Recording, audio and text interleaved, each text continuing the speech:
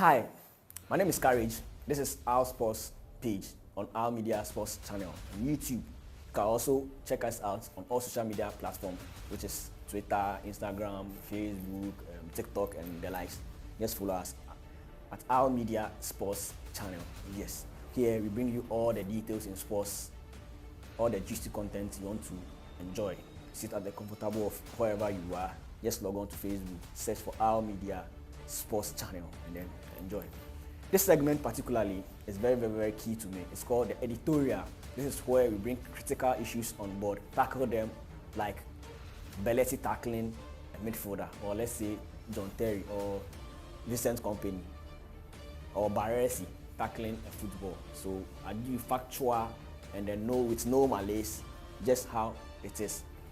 So there's a thing happening in Ghana, which is the Ghana Premier League has been on hold for close to a month now. For those of you who don't know the story, so a couple of weeks ago, Asante Kotoko traveled all the way to Nsatreman to take on Nsatreman Football Club in a league game. And then at the end, it led to the death of one ardent football fan and a promoter of the Ghana Premier League, whose name is Yafrin Pong, aka Pooley. Let me tell you what happened. So prior to the game, I learned some tough talks went on where Pooley allegedly attacked or said some abusive words or maybe not too good words to the team president, which was Mr. Bafo Ignatius, who is the team president of Nsatreman Football Club. This utterance didn't go well with the supporters of the club and then other Nsatreman people. So they plotted something against Pooley. But then,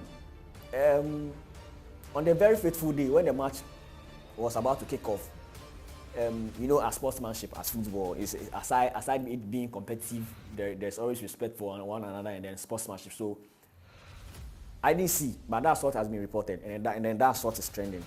And Pooley went all the way to Ignatius to beg for forgiveness of sin, and then the man said, "Oh, come on, it is just football. Let's move on." Not knowing other fans had their own mentality, they had what they wanted to do in their own mind behind closed doors. So, to cut matters short, they murdered Pooley at a match venue. And then his body was found just outside of the stadium. This is the entrance of the stadium. So, this led to the matter got to the GFA and then the police investigation team and then all crime experts, and then they called for the suspension of the league. So the league has been suspended. Investigations are ongoing. The police, the CID boss, Madam Donko, came on one of our stations to emphatically say that the player wasn't the supporter or the fan wasn't killed or murdered at the stadium, but then I was outside the stadium. The incident happened outside the stadium. But the people are concerned, if either it happened outside or inside, it's all within the stadium or it's all within the football fraternity. So the people shouldn't go unpunished. And then this is a crime.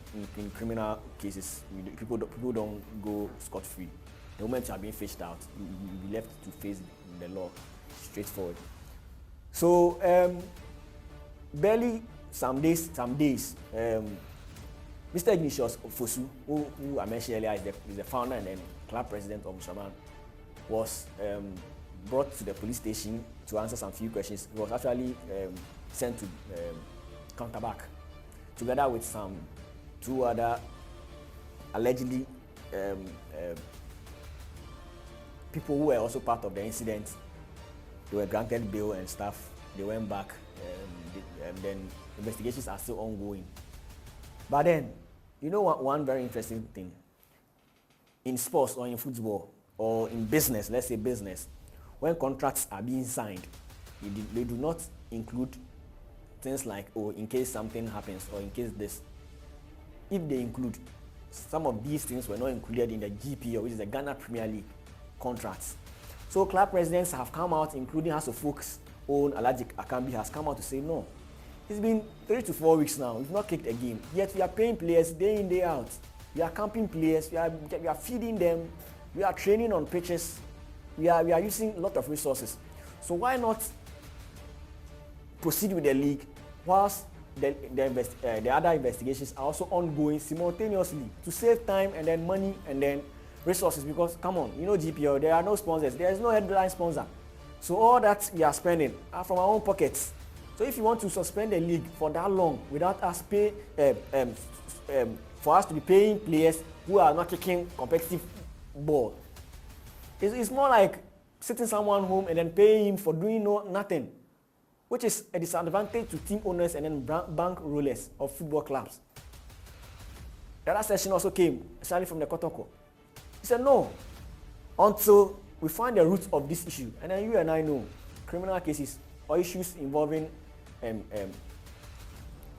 investigation, it takes a while to get into the uproot or the latter stage of the issue. It might even delay up to 1 year.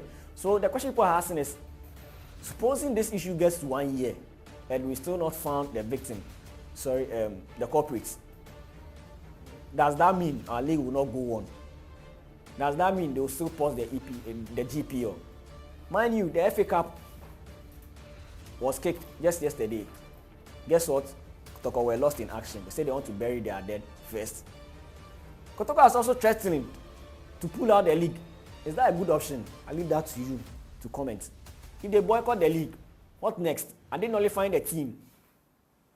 You know, hooliganism has no place in football and in our life in general. But then these things, personally, I feel these things are some of the very key issues to battle with. Because you wouldn't know what is in people's mind before they come to the stadium. And mind you, they expect people before they get to the stadiums, but then, just as the police said, it happened behind the stadium. And then it's also part of the stadium. You see? So the question I'm asking now is, should the Ghana Premier League continue, or it should be held till we find the roots of this matter? And also, how would the team owners manage to pay their players, or even take care of their players with sponsors on board? The sponsors, they said no, our sponsorship runs to September. And if the Ghana Premier League has been paused and will resume in later day, meaning it could be somewhere in December, it could end somewhere in November, December. So who takes the rest of the charges? So I'm asking, should the GPL go on simultaneously with the investigation as well, or it should be paused until they find the root of the matter before they should be able to come back? I leave that to you. Comment on our pages, like, and I'll read them out on the next edition. This is the editorial with me, Harry. See you next episode.